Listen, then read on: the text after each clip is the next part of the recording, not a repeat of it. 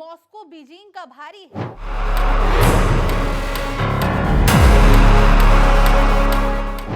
Hormuz की आग में जलती ट्रंप की अब लाचारी है।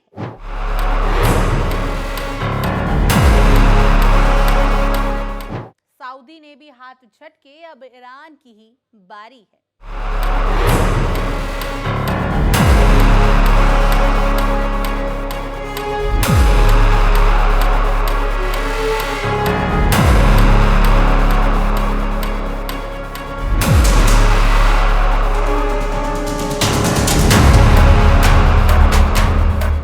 क्या महाशक्ति अमेरिका की विनाशक मिसाइलें अपने ही बिछाए जाल में फंस गई हैं? क्या पश्चिम एशिया के समुद्र में उठा बारूदी धुआं असल में वॉशिंगटन के दबदबे के अंत की कहानी लिख रहा है? एक तरफ जलता हुआ हॉर्मुज, दूसरी तरफ संयुक्त राष्ट्र में रूस चीन की वीटो वाली दीवार और बीच में फंसा डोनाल्ड ट्रंप का प्रोजेक्ट फ्रीडम। आखिर कैसे दुनिया का सबसे ताकतवर मुल्क अपने ही करीबियों के बीच अकेला पड़ रहा है? क्या पुतिन और बीजिंग ने बिना एक भी गोली चलाए व्हाइट हाउस को चेकमेट कर दिया? क्यों सऊदी अरब जैसे पक्के यार ने एंड मौके पर अमेरिका की पीठ में कूटनीति का खंजर खोपा? आज की इस खास रिपोर्ट में हम करेंगे उस गुप्त तिगड़ी के खेल की बात जिसने अमेरिका की नाक के नीचे दुनिया का भूगोल और अर्थशास्त्र दोनों को बदलने की शुरुआत कर दी। नमस्कार, मैं भावना सुखीजा और आप देख रहे हैं इंडिया डेली का खास शो विश्व युद्ध।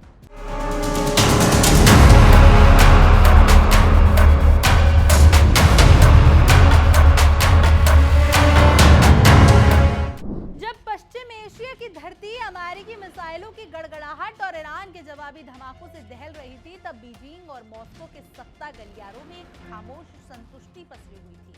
फरवरी 2025 में शुरू हुआ ऑपरेशन एपिक फ्यूरी दुनिया के लिए एक तबाही का मंजर लेकर आया, लेकिन चीन और रूस के लिए ये एक ऐसा गोल्डन चांस साबित हुआ जिसने उसकी अर्थव्यवस्था और कूटनीति की दिशा ही बदल कर रख दी।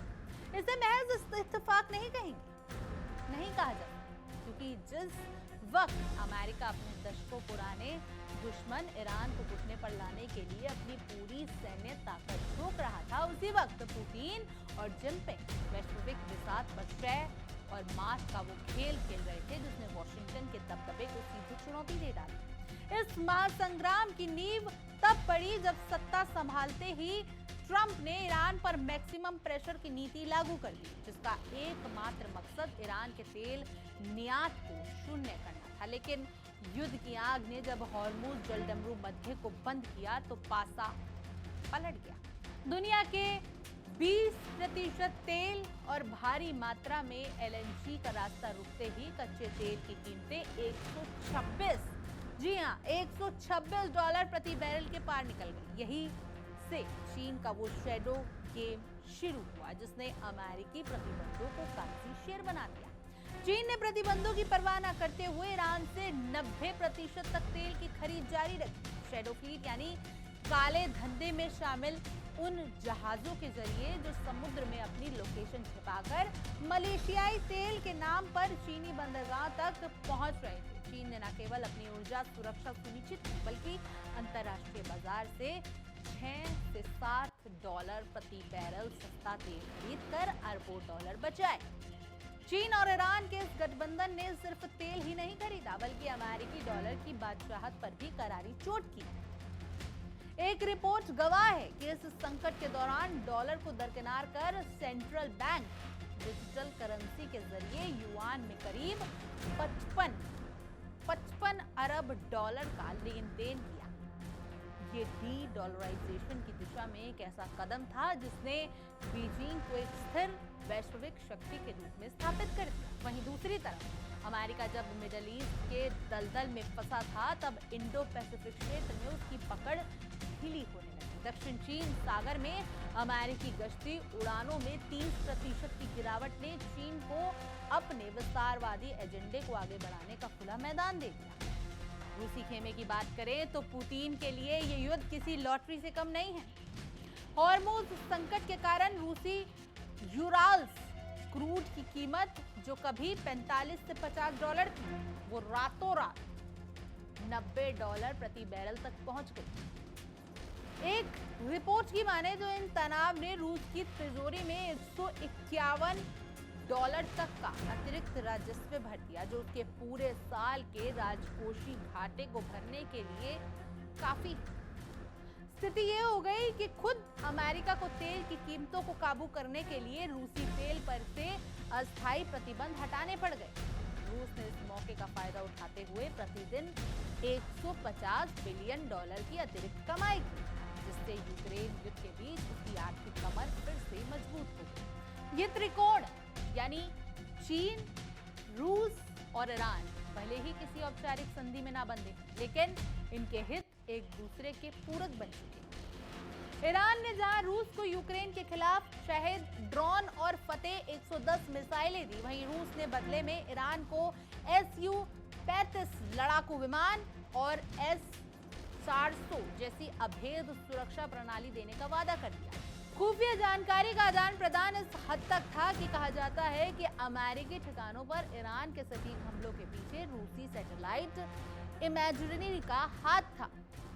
अमेरिका ने ईरान को चोट पहुंचाने की कोशिश तो की, लेकिन इस युद्ध ने ब्रिक्स और SCO जैसे मंचों को और मजबूत कर दिया, जहां अब डॉलर के बजाय अपनी मुद्रा में व्यापार की बातें हो रही हैं।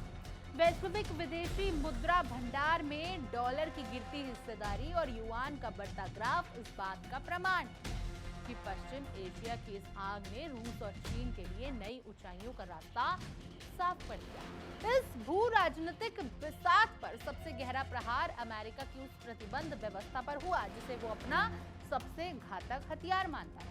जब हॉर्मूज की घेराबंदी ने दुनिया को ऊर्जा संकट के मुहाने पर खड़ा किया, तब रूस और चीन ने मिलकर एक वैकल्पिक आर्थिक दूरी खड़ी कर दी, जिसने वॉशिंगटन के वित्तीय प्रभुत्व को बोना साबित कर दिया।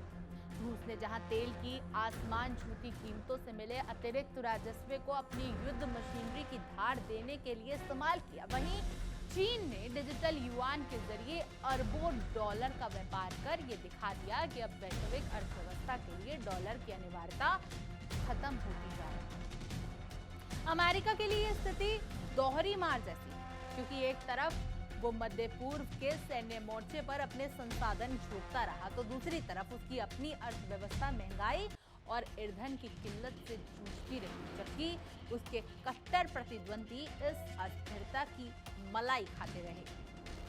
चीन, रूस और ईरान के बीच उभरता ये आघोषित गठबंधन अब केवल व्यापार तक सीमित नहीं है, बल्कि ये एक नए सुरक्षा आर्किटेक्चर की नींव रख रहा है, जो सीधे तौर पर पश्चिमी देशों को चुनौती देता है। ब्रिक्स और SCO जैसे मंचों के जरिए जिस डी-डॉलराइजेशन को बढ़ावा दिया जा रहा है, वो असल में अमेरिका के वैश्विक नेतृत्व को विस्थापित करने की एक बड़ी साजिश का हिस्सा है। ईरान को रूस द्वारा दी जा रही आधुनिक सैन्य टेक्निक और चीन द्वारा प्रदान किया जा रहा आर्थिक सुरक्षा कवच ये स्पष्ट करता है कि मिडल ईस्ट में अमेरिका की हर सैन्य कार्रवाई का फायदा अंततः बीजिंग और मॉस्को की तिजोरियों और उनकी रणनीतिक पकड़ की पहुंच रहा है। संक्षेप में कहें तो पश्चिम एशिया की इस आग ने भले ही ईरान के कुछ ठिकानों को नुकसान पहुंचाया हो, लेकिन इसने रूस और चीन को वो वैश्विक मंच और आर्थिक मजबूती दे दी है जिसकी कल्पना उन्होंने एक दशक पहले की थी। संयुक्त राष्ट्र के गलियारों में अब वही बिसात बिछ चुकी है जो मिडल ईस्ट के युद्ध मैदान में नजर आ रही है। अमेरिका के लिए ईरान अब वो फास बन चुका है जिसे ना निगला जा रहा है और ना ही उगला जा रहा है। संयुक्त राष्ट्र सुरक्षा परिषद में अमेरिका ने जब हॉर्मुज की नाकेबंदी तोड़ने और ईरान पर लगाम कसने के लिए नया प्रस्ताव पेश किया, तो रूस और चीन ने एक बार फिर अपनी वीटो की ढाल आगे कर दी।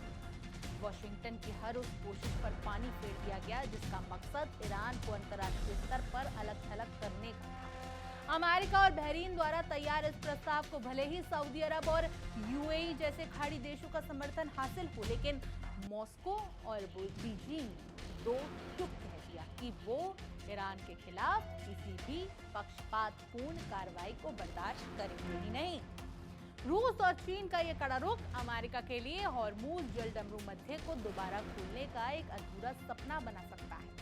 रूसी राजनयिकों ने तो यहाँ तक मांग कर दी कि या तो प्रस्ताव वापस लिया जाए या इसे पूरी तरह दोबारा लिखा जाए। चीन की आपत्ति इस बात पर है कि अमेरिका इसमें चैप्टर 7 का इस्तेमाल करना चाहता है, जो न केवल आर्थिक प्रतिबंधों बल्कि ईरान के खिलाफ सीधी सैन्य कार्रवाई को वैधता दे देता है। चीन के लिए ईरान का अस्तित्व उसकी उस सुरक्षा और बेल्ट एंड रोड इनिशिएटिव की सफलता के लिए अनिवार्य है। इसलिए वो यूएन के मंच पर ईरान के लिए संकट मोचक बनकर खड़ा है। इस कूटनीतिक रसाकसी के बीच सबसे दिलचस्प मोड़ तब आया जब अमेरिकी प्रतिनिधि माइक वॉल्ट्ज ने इसे शांति और अशांति के बीच का चुनाव बताया, लेकिन ईरान ने भी पलटवार करने में देरी नहीं की। उसने अमेरिका को आईना दिखाते हुए कहा कि जो देश खुद ईरानी जहाजों की नाकेबंदी कर रहा है, उसे नौवहन की स्वतंत्रता पर उपदेश देने का कोई नैतिक हक है ही नहीं। संयुक्त राष्ट्र में हो रही ये तकरार दरअसल इस बात का संकेत है कि अब दुनिया एक ध्रुवीय यानी यूनिपोलर नहीं रही, यानी वो अमेरिका पे डिपेंड नहीं है। अमेरिका जो कल तक अपनी मर्जी से किसी भी देश पर प्रतिबंध थोप देता था, आज उसे रूस और चीन की संयुक्त वीटो शक्ति के सामने बेबस होना पड़ता है।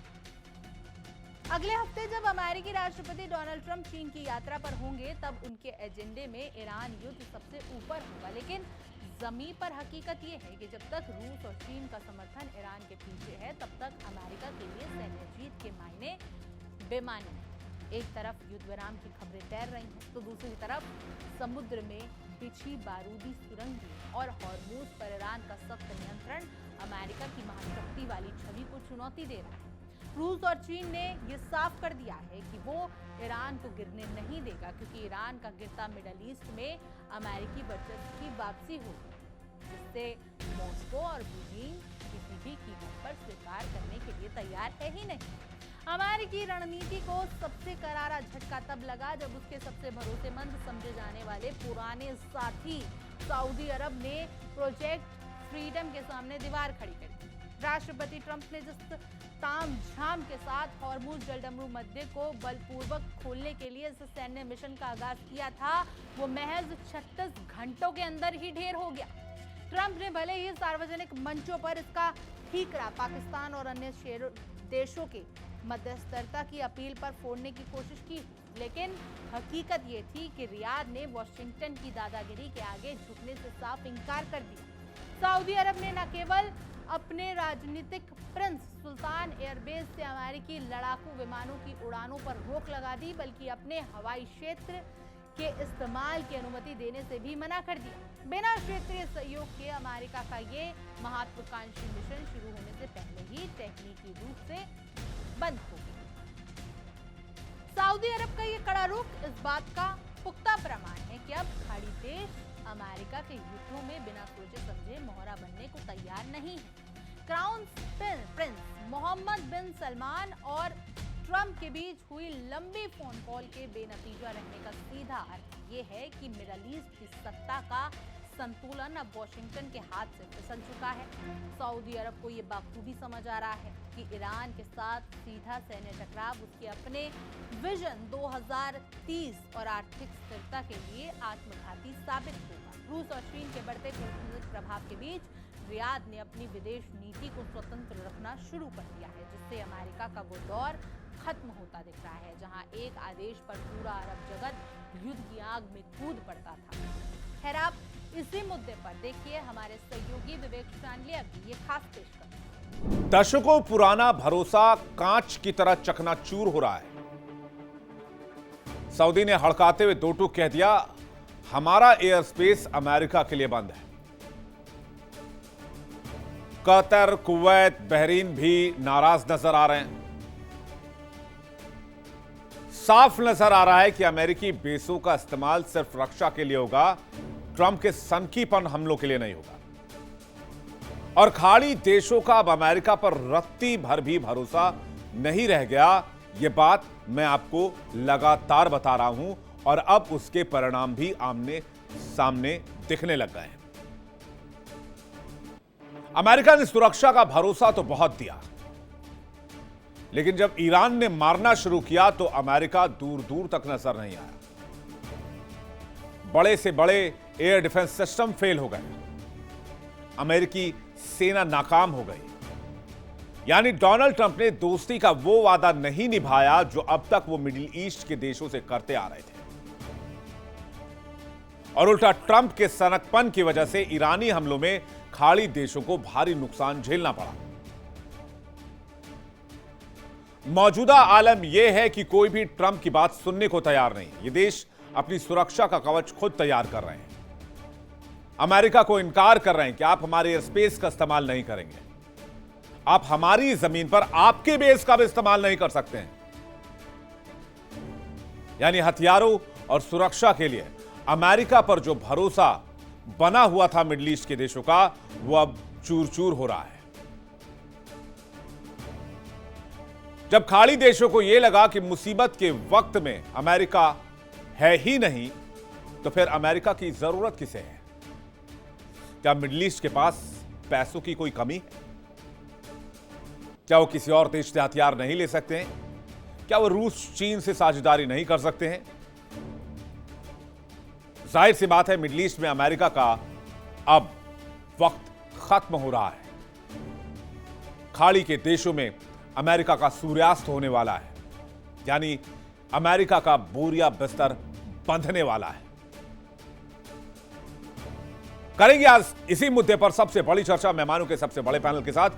अमेरिकी इतिहास में एक ऐसा मोड़ आ गया है जिसकी कल्पना न डोनाल्ड ट्रंप ने की थी, ना अमेरिका के कर्ता धर्ताओं ने की थी। मिडिल ईस्ट से अमेरिकी साम्राज्य का सूर्यास्त होने वाला है। दशकों तक खाड़ी देशों का रक्षक कहलाने वाला अमेरिका आज उन्हीं देशों की आंखों में खटकने लगा है। सऊदी ने तो सीधे सीधे अमेरिका को ठेंगा दिखाया है, वही सऊदी जो 90 साल से अमेरिका का दोस्त है। लेकिन प्रोजेक्ट फ्रीडम को कामयाब बनाने के लिए जब अमेरिका ने सऊदी से अमेरिकी बेस और सऊदी के एयर स्पेस की परमिशन मांगी, तो प्रिंस सलमान ने मना कर दिया। ये देश कल तक वॉशिंगटन के एक इशारे पर कुछ भी करने को तैयार थे, वही आज ये कह रहे हैं बस अब और नहीं। ईरान के साथ तनाव के बीच डोनाल्ड ट्रंप और उनकी आक्रामक नीतियों ने खाड़ी देशों को ऐसे मोड़ पर ला खड़ा किया जहां पर खाड़ी देशों का अमेरिका से भरोसा ही खत्म हो गया। ईरान के बाद अब ट्रंप की सऊदी से ठन गई है, और वो भी सऊदी के प्रिंस सुल्तान से, जो कभी सबसे करीबी हुआ करते थे। और सऊदी अकेले नहीं है, सऊदी अरब, कतर, कुवैत, बहरीन, एक एक करके सब हाथ खींचने की तैयारी में। अमेरिका को साफ कह दिया गया है कि आपके सनकपन के लिए, आपकी तानाशाही के लिए हमारे एयरस्पेस का इस्तेमाल नहीं होने देंगे। ईरान के बाद सऊदी अरब से ट्रंप की दुश्मनी कैसे बढ़ गई, इसे सबसे पहले देखते हैं। यूएस के लिए अपने एयर स्पेस और बेस के इस्तेमाल पर सऊदी ने रोक लगा दी। एयर बेस के इस्तेमाल पर रोक से यूएस का प्रोजेक्ट फ्रीडम फ्लॉप हो गया। 36 घंटे के अंदर ट्रंप को यूटर्न लेना पड़ा और सऊदी अरब ने अमेरिका से किनारा कर दिया। सऊदी अरब ने सऊदी फर्स्ट की नीति अपनाई। सऊदी अरब ने अपनी जमीन को युद्ध का मैदान बनाने से मना कर दिया और अमेरिका पर पक्षपात का आरोप लगाया। ईरान युद्ध में इजरायल की सुरक्षा के लिए सऊदी को भगवान भरोसे छोड़ दिया गया। कुछ सालों में सऊदी का डॉलर के अलावा अन्य कई करेंसी में व्यापार भी सामने आया है। इसके अलावा वो ओपेक से भी बाहर आ गया और सऊदी ब्रिक्स के लिए भी सक्रिय हो गया है, जो अमेरिका को बहुत रास नहीं आ रहा है। सऊदी का रूस और चीन के साथ तेल उत्पादन पर भी तालमेल है। सऊदी ने यूएस दबाव के बावजूद उत्पादन कम रखने का फैसला किया है। लेकिन सऊदी की नाराजगी क्यों है? सऊदी इस बात पर नाराज है कि अमेरिका ने ईरान पर हमला करने से पहले खाड़ी देशों को भरोसे में नहीं लिया, और अब जब प्रोजेक्ट फ्रीडम चलाकर पर्शियन गल्फ में अमेरिका ऑपरेशन करना चाहता था, उस वक्त भी खाड़ी देशों को जानकारी नहीं दी गई। इसलिए सऊदी कह रहा है कि हमारी जानकारी के बगैर हमारे इलाके में सैन्य ऑपरेशन और बिना हमें भरोसे में लिए करना धोखेबाजी की तरह है। खाड़ी के देश इसे ट्रंप के पाखंड और अमेरिका की बेवफाई की तरफ देख रहे हैं और यही बात उन्हें मजबूर कर रही है जो काम उन्होंने दशकों तक नहीं किया। वो अब अमेरिका के भरोसे नहीं रहना चाहते हैं और ट्रंप ने ईरान के साथ जो तलखी दिखाई उसका खामियाजा डायरेक्ट अमेरिकन सॉइल पर नहीं हुआ, डायरेक्ट अमेरिका में कोई हमला नहीं हुआ। ईरान ने किसको रगड़ा? ईरान ने दोस्ती का आरोप लगाकर खाड़ी के देशों को रगड़ा, यानी हमला ट्रंप ने किया, नुकसान खाड़ी को हुआ। ईरान के हमलों ने सऊदी और यूएई की तेल रिफाइनरियों को निशाना बनाया। अमेरिका मूक दर्शक बना रहा। अमेरिका के एयर डिफेंस सिस्टम, अमेरिका के हथियार सब के सब बौने साबित हुए। तो ये तो सऊदी अरब की कहानी रही। अब बाकी के मिडिल ईस्ट देशों का हाल भी जान लीजिए। कतर, कुवैत, बहरीन सहित मिडिल ईस्ट देशों ने अमेरिका को चेतावनी दी है, ईरान पर हमले के लिए एयर स्पेस का उपयोग नहीं होने देंगे। अमेरिकी बेस का केवल रक्षात्मक अभियानों तक ही सीमित विकल्प का इस्तेमाल करें। कतर ने अल उदैद एयरबेस से अमेरिकी सैनिकों की वापसी और मिडिल ईस्ट देशों ने वॉर शुरू होने से पहले ही सैन्य सहयोग देने से इनकार किया था। तो आखिर यह भरोसे की दीवार ढह कैसे गई? इतिहास गवाह है कि अमेरिका ने खाड़ी देशों से सुरक्षा के बड़े बड़े वायदे किए, बहुत बड़े बड़े हथियार डील किए, लेकिन जब असलियत में ईरान की ओर से हमले हुए और खाड़ी देशों के तेल संयंत्र को निशाना बनाया गया, तब अमेरिका गायब हो गया। जबकि अमेरिका ने यह वादा किया था कि वो अभेद्य सुरक्षा कवच की तरह खाड़ी देशों की रक्षा करेगा, लेकिन हकीकत में खाड़ी देशों को अरबों खरबों डॉलर का नुकसान उठाना पड़ा है। इसलिए खाड़ी देश अमेरिका पर अब भरोसा नहीं करना चाहते।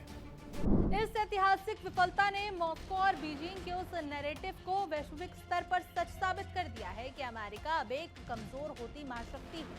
चीन जो पहले से ही रियाद और तेहरान के बीच मध्यस्तर की भूमिका निभाकर अपनी पकड़ मजबूत कर चुका है, इस स्थिति का फायदा खुद को एक भरोसेमंद वैश्विक शांति दूत के रूप में पेश करने में कर रहा है। वहीं रूस के लिए सऊदी अरब द्वारा अमेरिकी विमानों का रास्ता रोकना किसी बड़ी राजनीतिक जीत से कम नहीं, क्योंकि इसने न केवल अमेरिकी सैन्य पहुंच को सीमित किया, बल्कि पुतिन की उस बात को साबित किया कि दुनिया अब मल्टीपोलर हो चुकी है। हॉर्मुज़ में ईरान का सख्त नियंत्रण, यूएन में रूस चीन का अजय वीटो और अब सऊदी अरब का ये खुला विरोध, इन तीनों कड़ियों ने मिलकर अमेरिका को एक ऐसे अंधे मोड़ पर लाकर खड़ा कर दिया जहां उसके पास रास्ते कम और मुश्किलें ज्यादा हैं।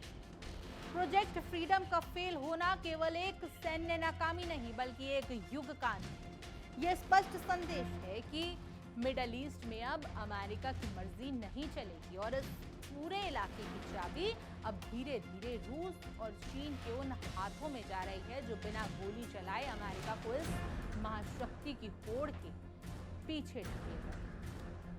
बहरहाल आपकी इस पूरी खबर पर क्या कुछ राय है, कमेंट करें, जरूर बताएं। तमाम देश और दुनिया की खबरों के लिए आप देखते रहिए इंडिया डेली और हमारा खास विश्व। देखिए इंडिया डेली 24/7 अब आपकी स्मार्ट टीवी पर। इंडिया डेली मौजूद है सभी डिजिटल प्लेटफॉर्म पर लाइव और लगातार। इंडिया डेली 24/7 हर दिन राष्ट्र को समर्पित।